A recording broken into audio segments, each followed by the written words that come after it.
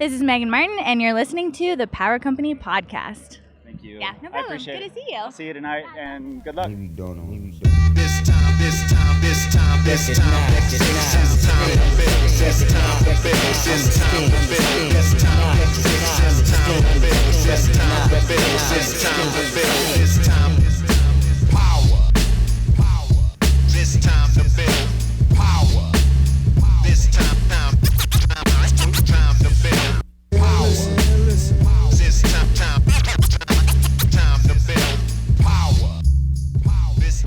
What's up, everybody? I am your host, Chris Hampton. Welcome to episode 132 of the Power Company Podcast, brought to you by PowerCompanyClimbing.com. I'm going to be honest with you. I have a absolute ton of things to do. We are crazy busy over here. We just are working on an assessment tool for climbers that we're really excited about, and that's been keeping me busy. I'm updating all of the ebooks. We're working on a December training camp in Chattanooga, so stay tuned for that. New t-shirts, the Element t-shirts, and the Kimstagram tanks are now on the website, so go get those before they run out. I've also got a book in the works. We're booking some of our summer workshops, lots of things, maybe too many things, maybe not though. And honestly, it all just comes from you guys sticking around and making this thing possible. So I appreciate that a ton. And I know you'll appreciate that I'm just going to get into this interview rather than sitting around here yapping like I tend to do. I get a fair amount of emails asking for either business advice on how to get into the climbing industry, or what does it take to build a small business? A lot of those type of questions. And I myself seek out advice as well. And a couple of the people that I often talk to about this kind of stuff are the Chancellor brothers and Yusuf Daneshyar, who are all from the SoiLL family, so to speak. Dan Chancellor runs SoiLL, the hold company, the product company, and Dave Chancellor runs Climb SoiLL, the gym, with Yusuf and a couple of other people. And I talk to those guys a lot about branding, about building a community, and just business in general. And I really admire the way they've gone about it. And both of today's guests, Dave Chancellor and Yusuf Daneshyar, have both been on the podcast before. Episode 34, I believe it was, a live episode at their gym. And this is sort of a follow-up conversation on what we learned from them in that live episode. They've got a new gym that they're opening up, Climb SoiLL, at the Steel Shop, which will be in St. Charles, Missouri. And they first announced that this gym was happening to their community, their public, at the SoiLL Showdown, an event that I MC. And watching the video play, there was no announcement, no nothing. They just black screened the big screen TV, and this video began playing, announcing this new facility. And it was actually a really emotional moment, because this community is really invested in what these guys are helping to build, and just watching that go down was pretty damn cool. So I wanted to hear more from these two about what it looks like to build a successful people-based business. Let's get into it. I don't want to pretend like we have this grand vision, like we have this 10, 15, 20-year plan of where we want to go. So things aren't done haphazardly, but it's also not something that we're looking too far ahead. Power, this time to build. Power, this time to build. Power, this time to build. Power.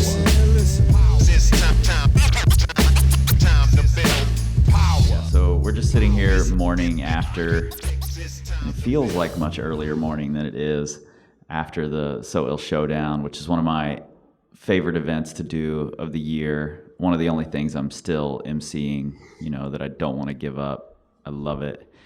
And you guys are kind of like going over the things that you already have to think about, deal with, make better for next year. Yusuf, I sat down at a table at the after party with you last night, and you're making notes about how to make it better for next year. And I think that's kind of where I just want to start, is the idea that you guys and the whole company take things and learn from them, whether they're good or bad, and then just move it on to the next level, build something bigger based off of those ideas. So can we kind of start, Dave? I think, correct me if I'm wrong here, but you were the first one kind of in the climbing industry business before Yusuf, right? That's correct. Yeah. Yes. With the Hold company based out of was it your parents' garage? Yeah. I mean, quick synopsis.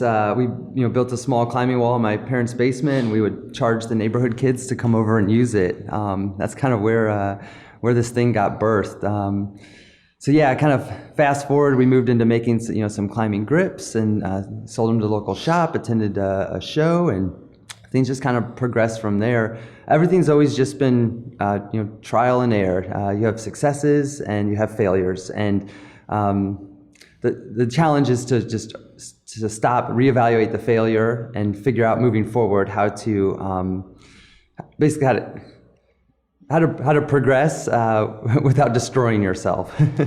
When you were like jumping into we're going to charge kids to climb at our wall, we're going to make grips, and starting this brand that's become SoiLL, which sort of feels like a juggernaut. You guys are always evolving in different directions. Was there a path that you could see that was, here's our way into this climbing industry? Like, was it laid out? Was it obvious? At first, no, because I think that's where maybe passion is the key to the startup, and not so much driven by work or a plan. So it's just, originally it's just two guys passionate and having fun, and that's what kind of, is the catalyst to starting a company, I feel.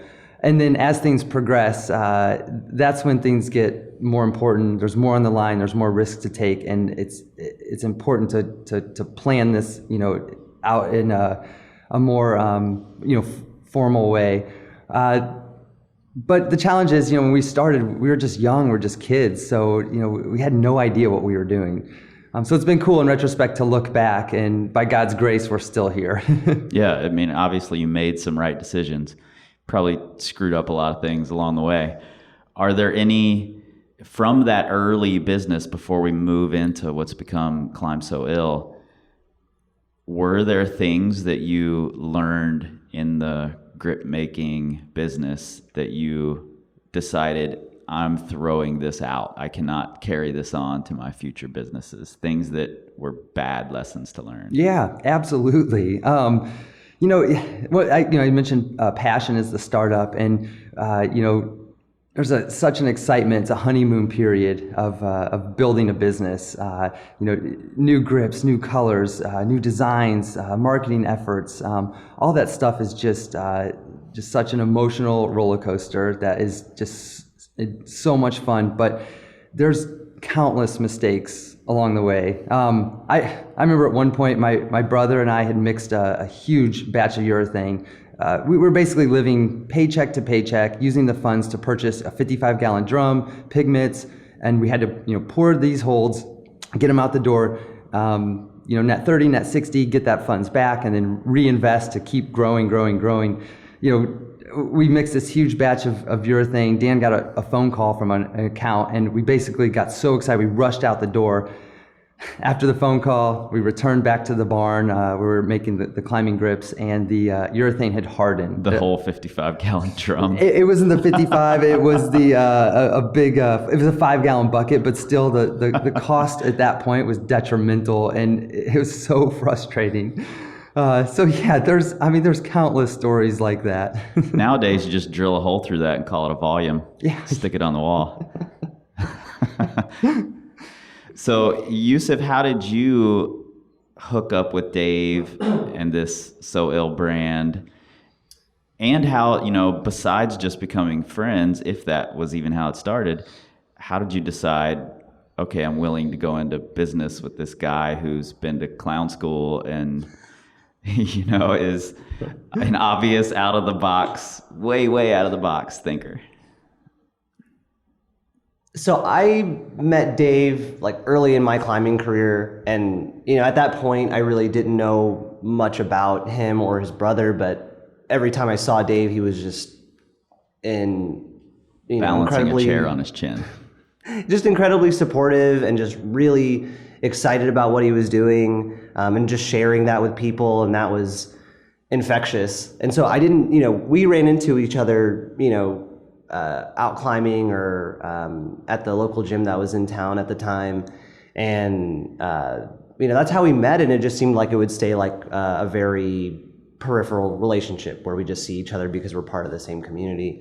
And then I was just living on the road for a little while and climbing full time, and I got a call from Dave out of the blue. This is to the best of my recollection, this is how it happened. Dave called me just with some questions, and we were just kind of talking about the climbing gym industry and the nuts and bolts of how does a climbing gym operate, and slowly those conversations just became more pointed, and at a certain point, Dave kind of let me know what him and Dan were doing, thinking about putting in a gym here in St. Louis, and that got me thinking, is that something that I'm interested in doing? I wasn't sure at the time. I had been living on the road for, at that point, maybe 2 years, and didn't have much luck finding work. So I just thought, I'll help in any way I can, but I wasn't really sure that I wanted to jump into it. But the turning point for me was just realizing that there was an opportunity there, and if I wanted to have some stability in the long term, I needed to make a move now. And I'd like to say that it was a really difficult decision, but at that point in my life, I was ready, to put roots down. Yeah, and that kind of leads me in a couple of different directions. Number one, Dave, if it was sort of a peripheral relationship, what made you call Yusuf to ask these questions and then lead it into a business opportunity? Yusuf's at that point, the typical dirtbag living out of my car on the road. What was the draw there? Sure. I think it's easy for me to figure out where the holes in the program are. One person can't carry the weight of what it takes a team to execute. So I think it's pretty easy to evaluate where my strengths are and weaknesses are. And so by kind of looking outside the box and trying to put the puzzle pieces together, we were able to kind of get a team together that had the glue to become successful. Yeah. And Yusuf just looked like one of those pieces. Like you knew he had the skill set that made sense for you. Absolutely. And you can probably just tell by the podcast in terms of how we speak. Yeah, absolutely. You're just looking for people who don't balance chairs on their chins, and so yeah. It takes all types of people to make the world successful, and I really respect where our team has started from and where it's gotten now. Yeah, well, something that both of you share that I think a lot of people in this climbing industry who are looking for ways to create a living, build a career, make a business, something that they miss oftentimes early on when they get really excited about, I love this climbing thing that I just found and I want to be a part of it, is that both of you were pretty core climbers. You know, you've both traveled around, you've both been in the scene, you've both been really involved, and you've spent time out there climbing. How important do you think that is to the initial building a business in this space? Yeah. Go ahead, Yusuf. It's huge because we had no idea what we were doing. So all we knew is that we loved rock climbing, and we could figure out the rest. You know, if we didn't have that kind of dedication to something, I don't think we'd be where we are today. You know, every decision was motivated by, you know, how do we share this experience with other people, and how do we make it better for other people? You know, because I don't come from a business background. I mean, obviously, Dave and Dan had more experience at that point than I did, but operating a gym is a completely different animal, you know? So just being passionate about what you're doing, I think, goes a long way. Yeah, absolutely. I remember taking off time, you know, dropping out of college, hitting the road, traveling, climbing. I think my parents shed a tear that day when I notified them it was time to check out. You know, but that actually laid the groundwork in terms of the product company. Laid the groundwork for where we were at. We traveled basically out west and spent months on the road and met, you know, professional athletes and photographers and industry leaders. And what's funny is that has laid the groundwork for a lot of stuff that we do now. These people are now retail shop owners. They're climbing gym operators. They are now the glue for the product company as well. Yeah, and that's, you know, you just brought up something that I've always really admired about how you and Dan did business back in the day. The first time I saw you, I've joked about this, you know, balancing a chair on your chin thing, but the first time I saw you, that's what you were doing in a gym in Cincinnati. And I was a relatively new climber, walked into the gym, and here's this clown walking around the gym, you know, balancing a chair on his chin. And I'm like, who are these dudes? And you're in there just, you know, you brought some grips and brought them to the gym in Cincinnati, you know, and it was, I don't know what that was, the late 90s maybe? Does that sound right? I'm guessing mid to late? Our startup was kind of 2002, but we kind of... Was it that late? Yeah, we kind of sprinkled though around popping in and out of different sites, but I would guess it's sometime around there. Okay. Yeah, and so for me, that like, go create these relationships. And more I see you in, you know, you pop up in this video here, and I hear about you guys over here, and you're doing first ascents in this zone over here, and more I'm seeing that you're creating these relationships in all the different little corridors in this industry, you know. And I think that's, for me, that's something that makes Climb SoiLL, the gym, which I want to get into in just a second, different, because it does seem like there are these cultivated relationships with the community around you. And it's no longer just with the climbing community, it's with this whole community that you've put the gym in, the physical, geographical community that you're, you know, getting tied into.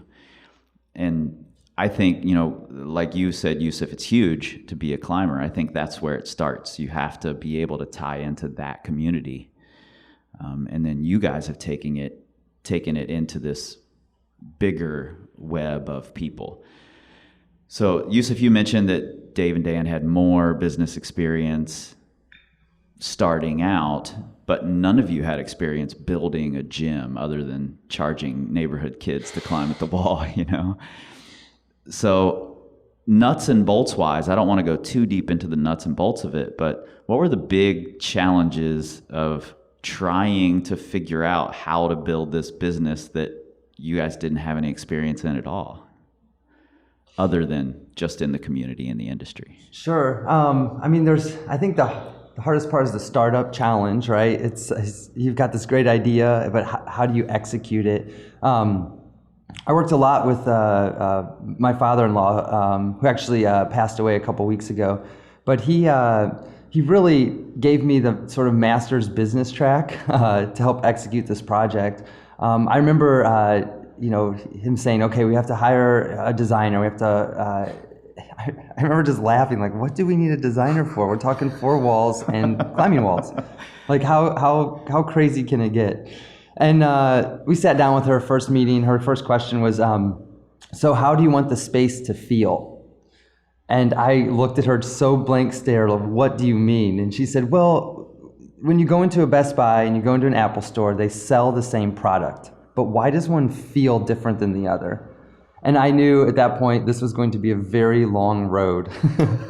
Yeah, I mean, I think the answer in there is that it goes back to building relationships. I think that was the biggest part, was being humble enough to know that you can't do it on your own, and understanding that other people are skilled in certain things, and just relying on their experience to guide you. Because all of those decisions, yeah, like you said, like, may not have been things that we would have come up with, but we were just open to getting help, which I think is the mistake most people make, is they're too afraid to ask for help or to seek help. At what point does that sort of flip as a small business owner? Something I struggle with personally in my business, and I heard you made a comment to me yesterday, Dave. You had a to-do list, and you're like, it's going to be faster if I just do it instead of trying to explain to someone how to do it all. And that's something I struggle with quite a bit. How do you know when to hand it off, when to bring someone else in, and when you should just figure it out on your own, get it done, move past it? I think that happens when you find the right people. Like when we first opened the gym, it was just Ian, Dave, and I working every hour at the climbing gym. Right, you're doing the desk, you're doing the books, you're doing the belay checks, everything. Like, we weren't scared of the work. We wanted to do it. And at that pace, I don't think we would have lasted this long, but we were able to find the right people along the way. And so, what I've learned is, all of the things that we do, anyone can do them, right? Maybe they can't do them the same way we do it, but anyone can do them. But it's hard to teach someone how to do that. You want to find somebody who understands your vision already, or someone who is just as driven and motivated. I can't teach someone how to be motivated. Right. I can't teach someone how to work hard. You do or you don't. So, I mean, especially in the last 3 years, I feel like we found really good people that we can rely on. Yeah. And that's been the key to making that turn, is that you start seeing these people who have these skills, and you start relying on them more. You see how they can help develop the business, and you just have to lean into that. Otherwise, otherwise it can be really difficult to shoulder all of that on your own. Yeah, I think to add to that too, is we genuinely care about the people that and the team that's around us. Like, I check in with them all the time. Like, I want to know about their personal life. I want to know, like, how can I help, or can I assist, or can I, sometimes I'm a bit older, maybe not as bright, but is there any sort of advice I can give you as we go? And you look back and, like,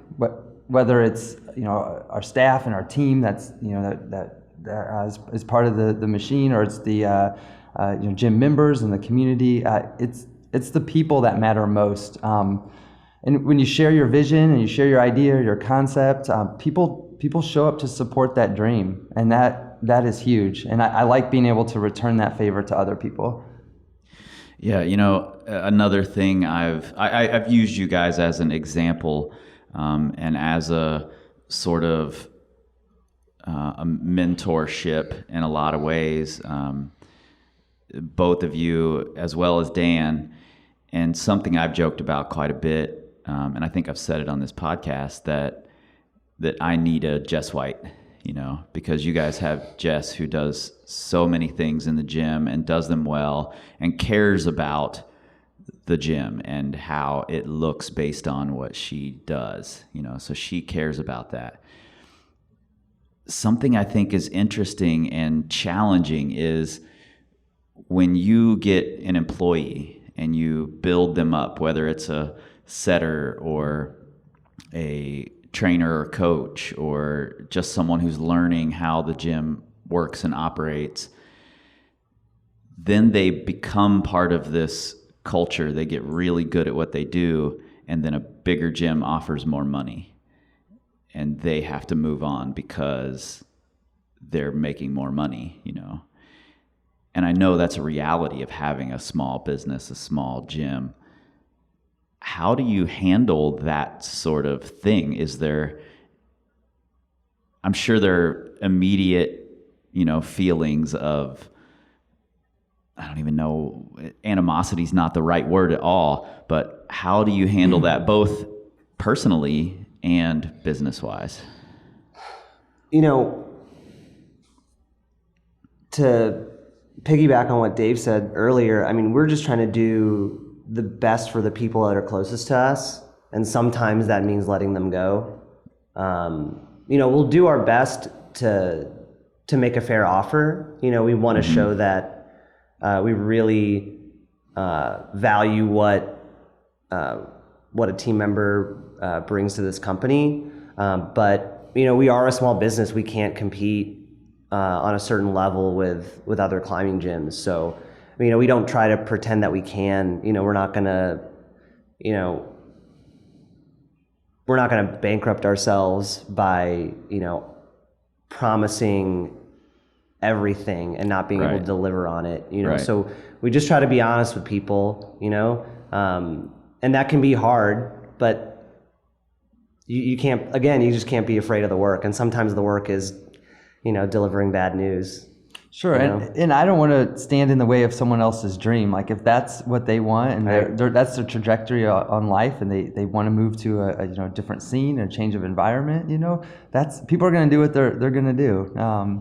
So we put our best foot forward, and we work hard to try to retain and create good company culture. But at the end of the day, like if someone needs to chase a different opportunity, like I wish them the best of luck. I mean, that's what we did. So I don't want to stop anyone from doing that. Right.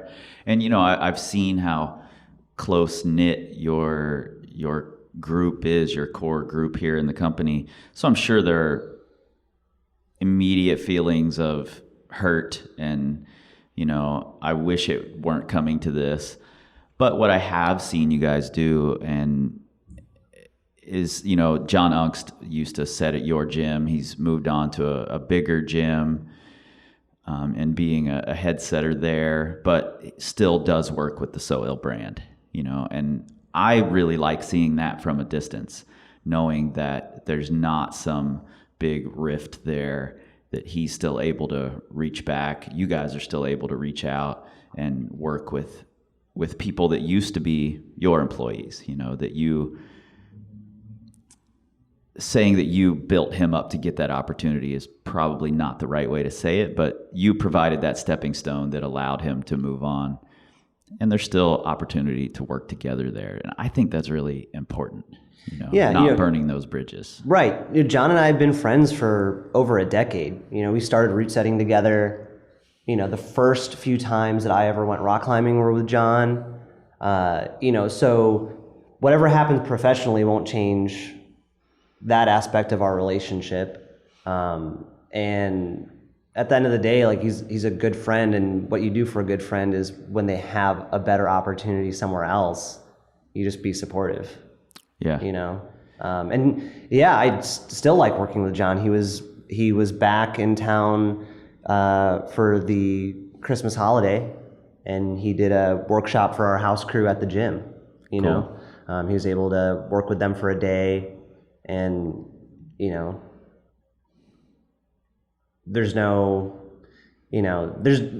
our attitude is like we don't close any doors. Yeah, I don't have time for that. Yeah, there's no time for it, people, you can choose to be emotional about it, but at the end of the day, like everyone's just trying to do, the best they can. Sure. So just make it a little bit easier by being graceful. Yeah. And, in a small business like this, it's very often that you do hire people who were and are friends. Dave, in your case, it was business with a sibling. How's that evolved over the years? I've heard Dan talk about it a little bit on a podcast, and I've chatted with both of you about it a little bit. And the two businesses have sort of evolved in different directions, but within the same footprint. So tell me a little bit about splitting up duties and how you can do it with a sibling or anyone who's that close to you like a brother is. Sure. Yeah, gosh, the plot thickens. This is a loaded question. How much time do we have?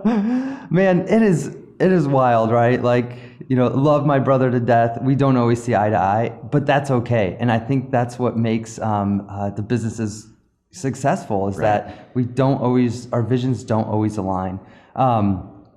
If they did, it'd be a one-track business and it wouldn't spread out the way that it does. Yeah. I think it just really comes down to communication and knowing that you're not always going to get your way. And that's just a fundamental thing that just tries to stake in my heart. Is like you put your best foot forward, you come up with what you think's right and what you where you'd like to see, maybe a project going. But you got to remember there's people with better experience or different skill sets or different talents. And so sometimes you just got to take your thumb off the pulse and let them execute their vision. Yes, Dan and I started, the product company together. And there's, challenges with anyone that you work with, and especially with a sibling. So there's some salt and there's some sweet, and it's kind of mixed up into a big bag of nuts. But for the most part, we found a lot of comfort in kind of separating the workload, and me working on the gym side, and my brother focusing primarily on the product company. And then we meet in the middle with kind of big picture discussion and planning. And we've gotten to the point that we're both so busy that our conversations are just really matter of fact. We don't have time to worry about anyone's feelings or getting hurt. It's just, you got to be point blank, and you got to know that we're not trying to rock each other's boat, but we just got to get through the information. We've got to come to a decision so we can move on.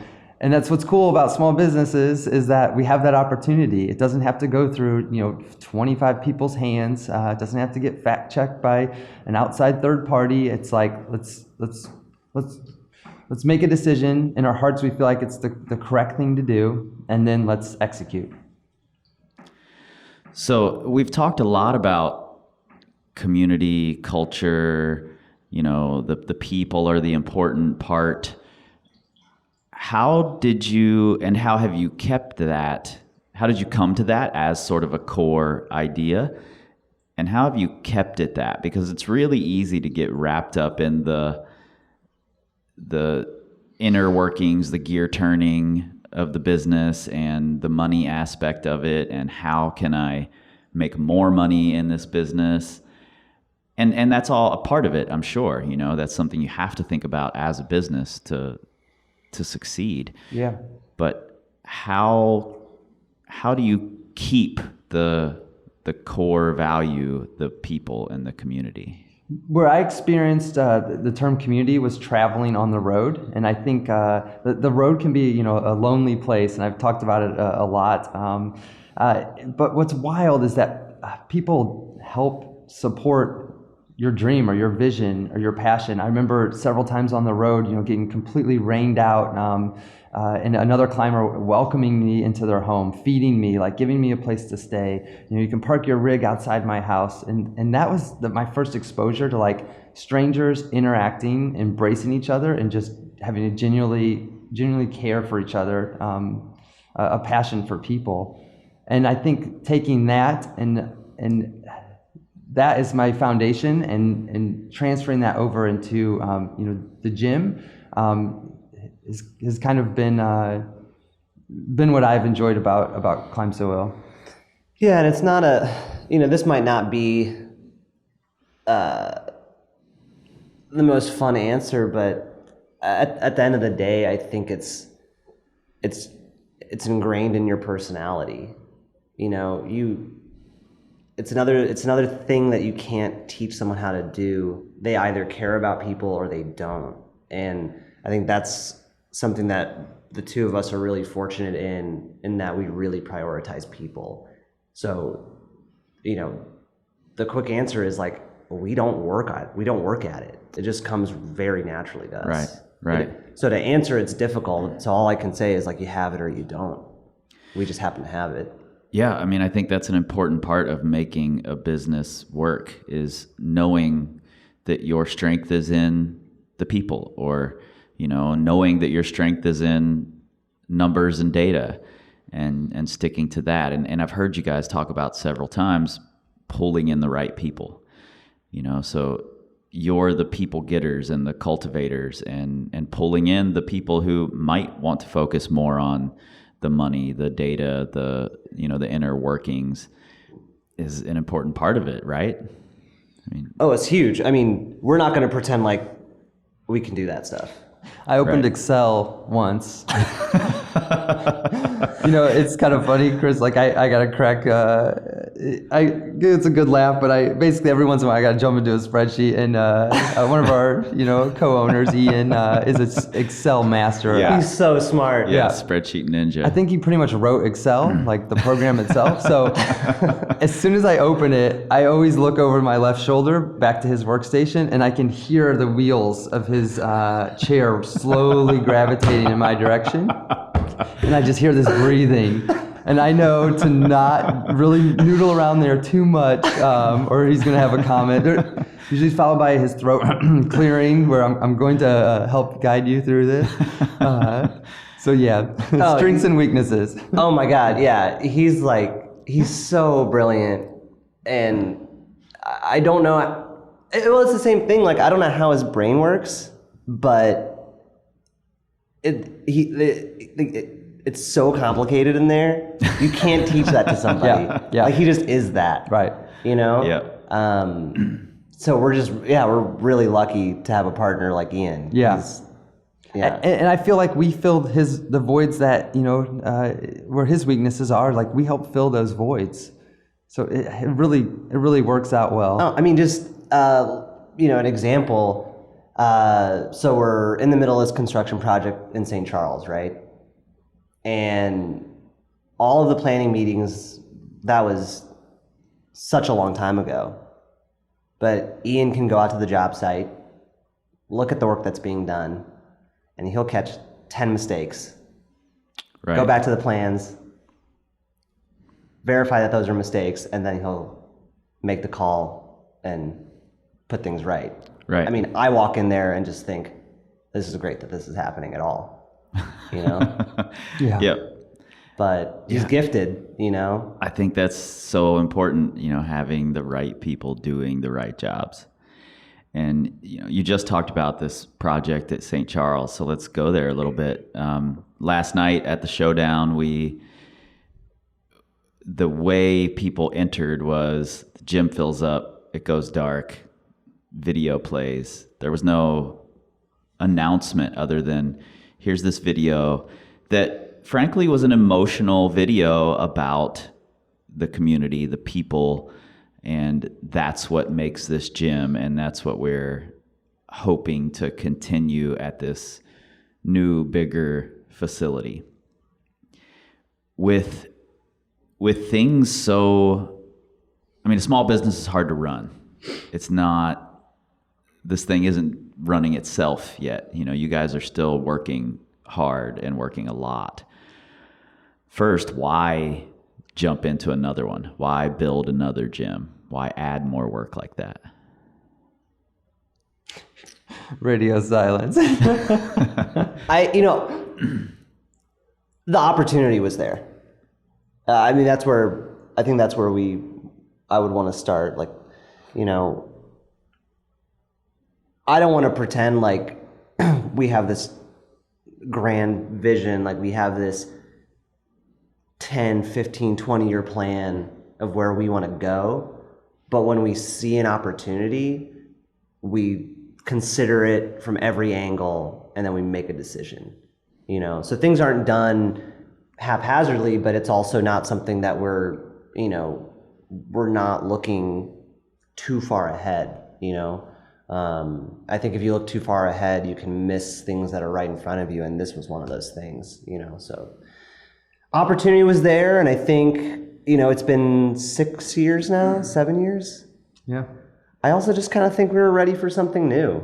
Like we love what we're doing at the flagship gym, but I think we are, just like an event like the Showdown, we're at a point where we're making so many friends, we just need more space. Yeah, there was several projects in the queue that for one reason or another imploded. Whether it just didn't feel right, or maybe the characters involved just didn't resonate with kind of our culture or the buildings themselves. And this opportunity just checks so many boxes for us. And I think my favorite is that this building's it's on the historical registry, and it really ties into this sort of branding of buildings. This space, in World War II, they used to manufacture tanks and ammunition. It's got all that gritty patina and brick and natural light. You walk into the space and it's just inspiring. I dream about buildings like this, and so it just, like Yusuf said, it just felt right. The opportunity, the people involved, the momentum that has picked up and just started carrying through where we're at currently. I'm happy to see this thing through. It's interesting that you talk about the building the way that you do, and I hadn't remembered this, but hearing you talk about it, I remember that when you were first getting the current flagship gym going, there were videos of you walking through the space and looking at the space, and for me, even from hundreds of miles away, I see that and I'm interested and I want to know more about it, and I want to follow this story a little bit. What made you decide to put that sort of story out there? You're doing a similar thing with the next gym coming. It's Climb SoiLL at the steel mill, is that right? The steel shop. Steel shop. Mm-hmm. And the current gym is Climb SoiLL at the power plant. So you've tied this story in, and you're telling it to everyone, letting everyone behind the scenes and seeing your vision. And was that something that you planned ahead of time, or is it just something that you do, something that just happened and works? Well, I remember one thing that Dave's father-in-law, Jim, said about the power plant. He made a comment that, you really want to find a place that you want to go to every day. If you have to work 5 days a week or more, where do you want to go? And the power plant's that place. The steel shop is that place. So I think that has been a guiding principle in deciding where we go. And looking ahead, it's certainly going to inform what we do with any other potential locations, but we're not even thinking about that right now. We're focusing on this one. Well, at least we can't tell you about that. I think these buildings, though, I go back to that design discussion. There's a Starbucks and there's a local coffee shop, and they both, they sell a product. And the feeling you get in these historic buildings, it's just, you feel like you're at home, and there's generations and stories that took place in these buildings well before us. And as you get older, you start thinking about legacy and like what you can leave and the people you can impact. And I think those things are really have been heavy on my heart lately. Yeah, I used the term just recently talking about gyms. So I go to a lot of gyms around the country, and I use the word factory because a lot of gyms just seem like they're just there to move people through them, and you're right. The Climb SoiLL at the power plant has a feeling, and that's something you guys have cultivated and done very purposefully and intentional, and it shows. And I think that analogy of the Starbucks and the local coffee shop, which one feels better, which one do you want to go to, which one do you just want to run in, do your thing, run out, versus sit down and think about the space you're in, I think that's a perfect analogy for it. What are I think we know what you're carrying forward into this gym.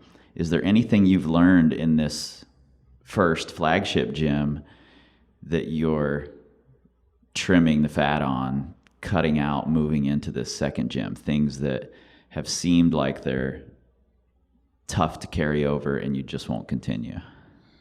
The biggest thing is just making decisions more quickly.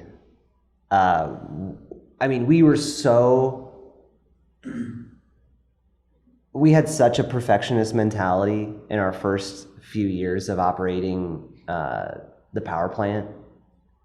And I think a lot of that was helpful in that it really got us to think critically about what we were doing.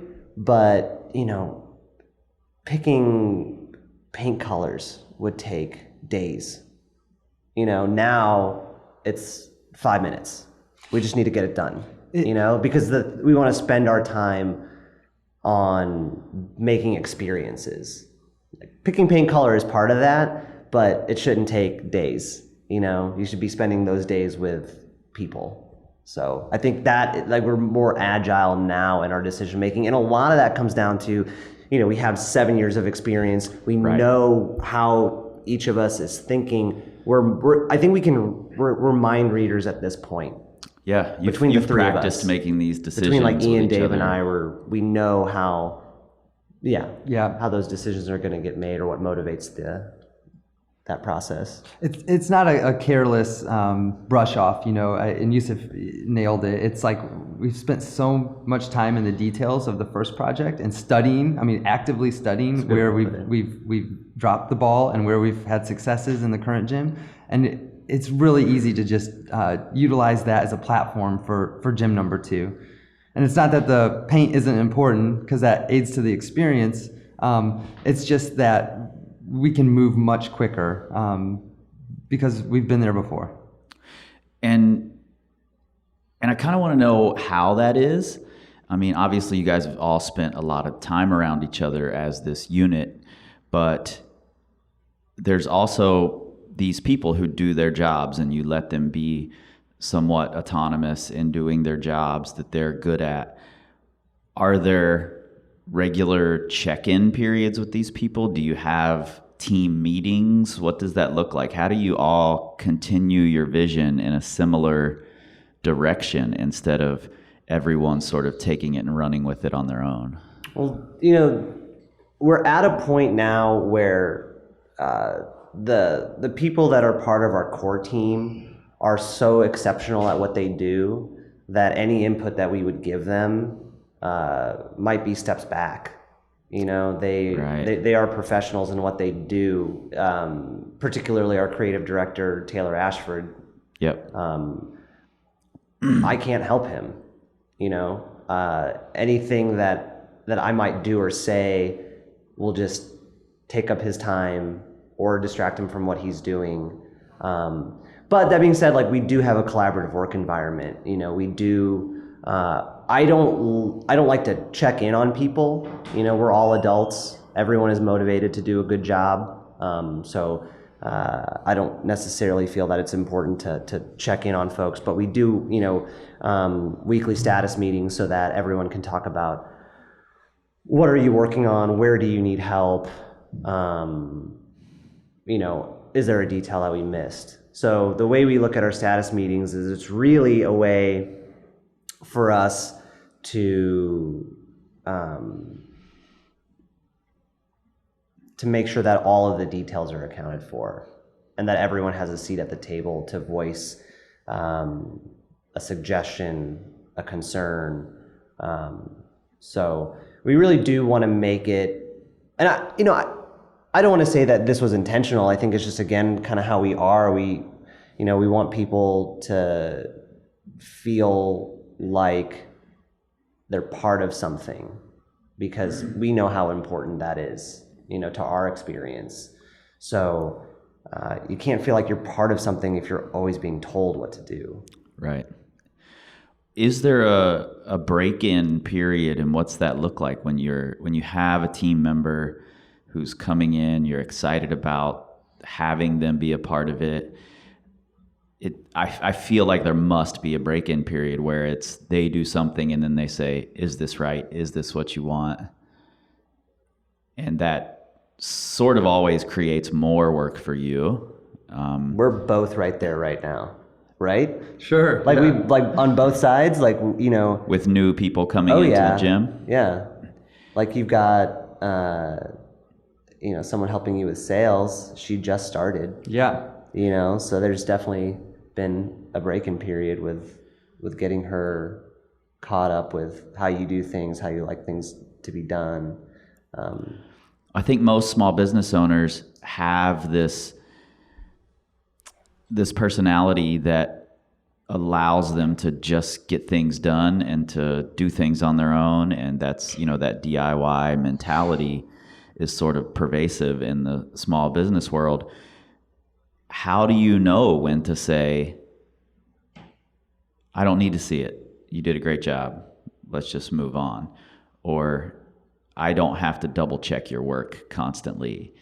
How do you know when to start allowing that instead of show me what you do every time? I think it's day to day.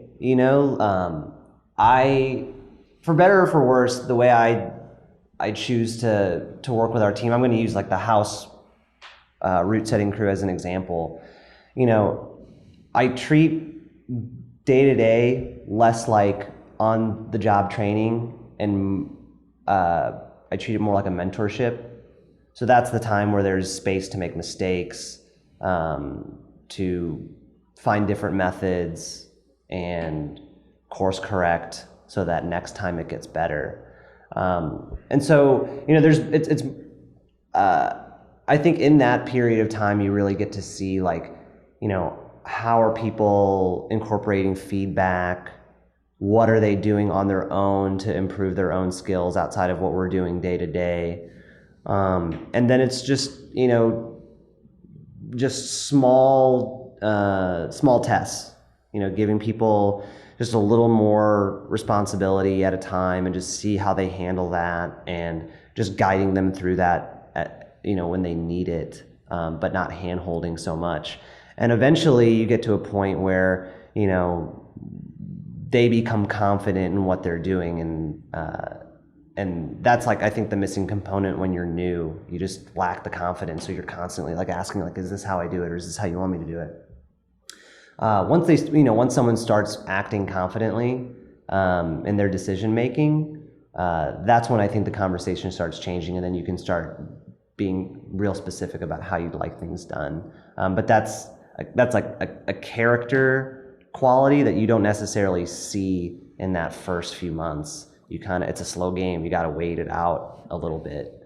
And then in different situations like the showdown, you just have to tell people what to do because we don't have a lot of time. Right. So it's just different. It just depends on the circumstances. Yeah. Yeah. So you just mentioned the route setting crew at the gym. And I wonder if I could get both of you to kind of run me down your job titles at this point. You've been in the gym for how long? When did the gym open? 2012. That sounds right. I'm bad at math. So you're 7 years in. Yeah, something like that. At first, your job description was much longer, or included more small tasks. 6-7 years into this gym, what do your roles look like? Do you play one role and that's it? Or now are you still wearing a bunch of hats? Yeah, I think it's changed and evolved over time, and so has the business. You evaluate what programs and things were successful and what were flops and failures, and so you're kind of always retooling stuff. So your hats kind of change depending on what trajectory we're headed in. Mm-hmm. For me, it's a lot about the community effort. A lot of that comes through big events, big group bookings, sort of these full facility takeovers with event space and party planning, and a lot of the details that come along with that. My focus is shifting back to our roots of more hyper-focused on community and members and back to the people that drive this machine. There's a little bit of a pivot too with the new gym and startup. I enjoy people, and I like getting out and like getting rolling up the sleeves and just doing the work. So I'm moving into somewhat of the promotional aspect of the new facility and telling our story to the new community that's going to surround and impact us on a daily basis. We wear a lot of hats. We collaborate, between each of our roles to make sure we kind of are all on the same page. That's the long and the short of it. Yeah, Chris. I know it's not a clean answer because it's not a title, but Right. My approach to work is my title is dependent on who is on our team at that particular point in time. Right. So if I have Who's being autonomous in their jobs and right, where do I pick up the slack? exactly. So this was, I don't know, this must have been right around the time we were starting up. We used to go to this bar that was in the Central West End, and the owner would like frequently hang out at night with the staff. He's just there, it's his place, so he wants to be a part of it. And he gave me his business card, and his business card said bartender, dishwasher, owner, in that order. And that's exactly how I feel about what I do at work. My position in the company is the least important thing. It's, what are the things that need to get done? And those are the jobs I'm going to do. So if we don't have someone to do it, that's my job. Right. So you have to interject. Those breadcrumbs though are so important because they're holes in the program, and like you start letting all of those little things potentially slip away, and your gym then just turns into a sort of I'm here to make money and I don't care about people. Totally. Yeah. And that's one thing that, again, it just comes naturally to us. We all of us live very simply. We don't want more than what we have, and so none of this is a money grab. None of this is motivated by money at all. I don't know if people will believe that or not, but every decision we make is based on how is this going to affect the people that are in our circle, and how do we create formative experiences for people, whether that's a women's only workout class, or bringing in the power company to do workshops with climbers who are just transitioning into this next phase in their climbing careers, or which we appreciate, by the way. Of course, we love having you there. School for the Blind. Doing events with School for the Blind. It's like, how can we create an amazing experience for people? And then the asterisk is without going broke. Right. And, if you lay, and that has to be there. If you lay that groundwork, the reward, the byproduct is the money. That naturally is the natural progression. But if you put the money first, and you make every decision motivated by dollars and cents, that's how you get crippled, I believe. Totally. And you also just can't, I don't think you can't sustain, any kind of reasonable work ethic if you're just motivated by the money. Because when the money's not good, what are you going to do? Yeah. Well, and you guys have mentioned failures several times. Like if we try to implement this thing and it doesn't work and we move on, or the pieces weren't falling into place or the people involved weren't right, so we move on. Is there an example of a failure you can think of that you can tell me a little bit about? And I ask because we see the successes. We see that the team at Climb SoiLL is opening a new gym. We don't see all of the times you've searched, gotten excited, had it fall through. Or we see this women's training program that's going great and classes are filling up. We don't see the programs that didn't really work and you had to scrap this thing that you had worked on and loved intensely for the months that you were building it. Is there a failure moment that you can think of that seems formative that you can talk about? Sure. There's every day there's one. Small scale, big scale. You mentioned gym projects. Yeah, we've had them implode. You can't dig down. You can't blow the roof off. The municipalities are too challenging. There's maybe a landlord or a purchase option that just doesn't feel right. There's a gut check in your spirit, and it's like, this is not working. But man, I embrace the failures because you learn so damn much from them. And looking back, I now have a laundry list of things to keep an eye out for. And these are things that as you start working on new XYZ, the process starts to get out of line of what you typically do. And those are things then that have just helped me.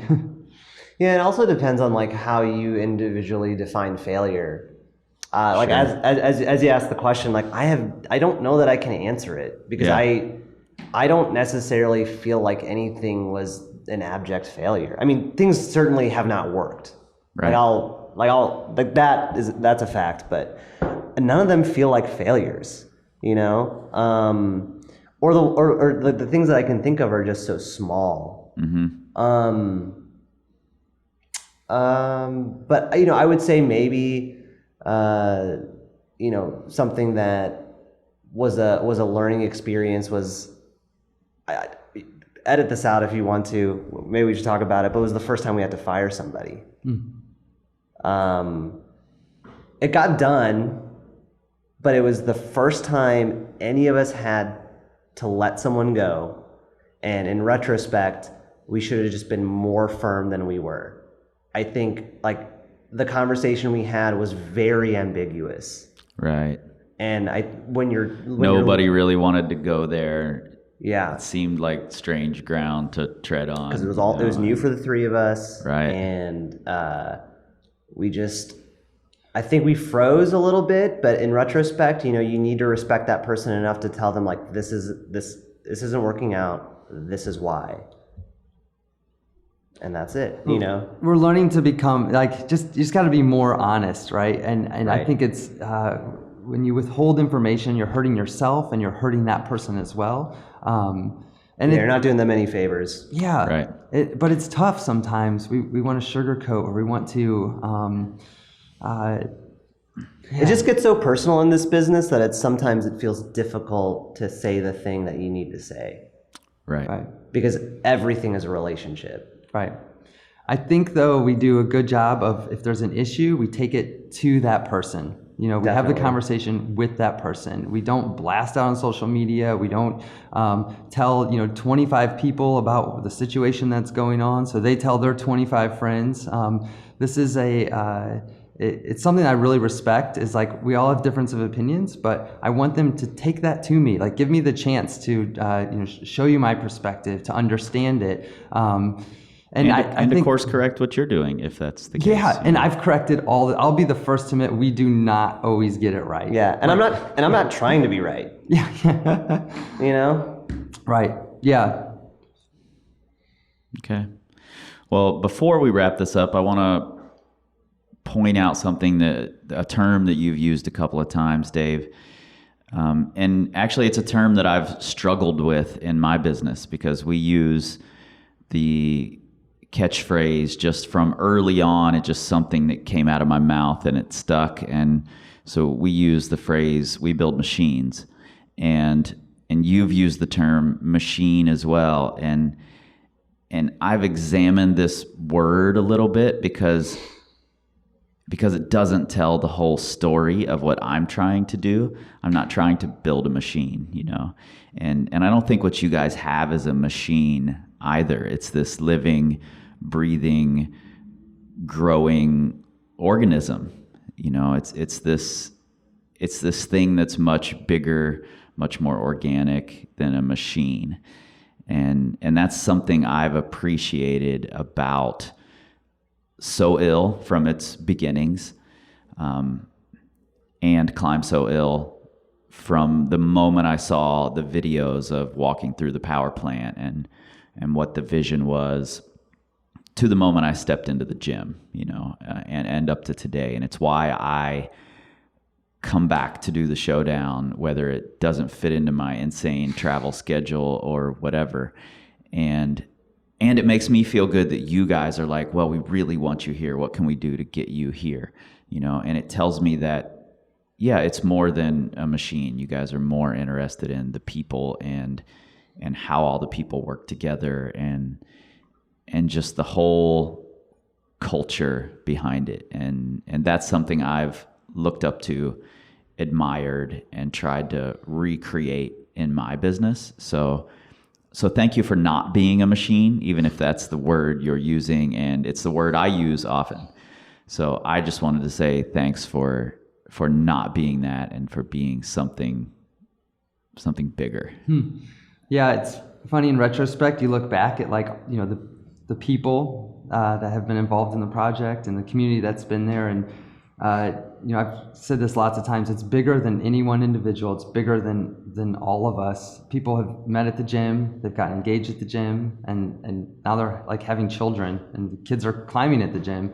Hopefully, they're not having children at the gym. That would be messy. But so you look back and you're like, holy cow! Like when you're drafting a business plan, you're borrowing money, you're signing a lease, you're trying to figure out all the nonsense that comes along with trying to chase your passion.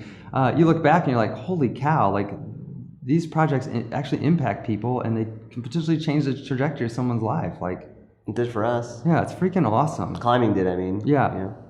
I think too, like we had 2 deaths, 2 funerals in 2 weeks, and it just puts so much in perspective that like we enter the world with nothing and we leave with nothing. And what we do in the middle is like, let's do some rad stuff because we are going to be dead soon. And I know it sounds so morbid, but it's also totally true. It's also a motivator, and it's like a catalyst to like, let's do rad stuff. Let's care about people, because at the end of the day, we only live as long as the last person that knows us. And once they pass, like, what do you have left? So let's have some social graces. Let's care about people. Let's reach out and have tough conversations in person. Let's, now I'm just rambling. Maybe I should write fortune cookies, Chris. I don't know. Well, so when does the new space for all of your new friends open? What's the rough date? Yeah, it's so fun. The second you pin a date down, it's like people are waiting. Yeah, we didn't do that with the first one. I'm hesitant to say anything about this one, but we will keep you posted. Okay. Yeah, it's fully under construction. The crew's doing an amazing job out there. Walls have been designed. I think we're moving into production phase now. I can't wait for Team Bulgaria to show up on site. It's always a hoot after years of planning to see this crew show up, just ready to start slamming up climbing walls. So soon. I know that's not the fun answer, but I'm also not the fun one. He is. It's coming though, so that's all we really need to know. And I'm looking forward to next year's showdown in the new gym. Yeah, it'll be a good one. Chris, you're really good at podcasts. You should consider doing this for a living. I'll think about it, man. I'm not so sure though. So thank you guys for taking the time to, well, first off, get up early after a late night and sitting down and having an amazing conversation. I appreciate it. Happy to do it. Thanks for letting us do it. Thanks, Chris. Like I said, both of these guys are mentors to me in some way, and I really admire the way that they run their businesses and how open they are about missteps that they've made and the successes and what they feel has been the successful parts so that I can recreate it in my own business.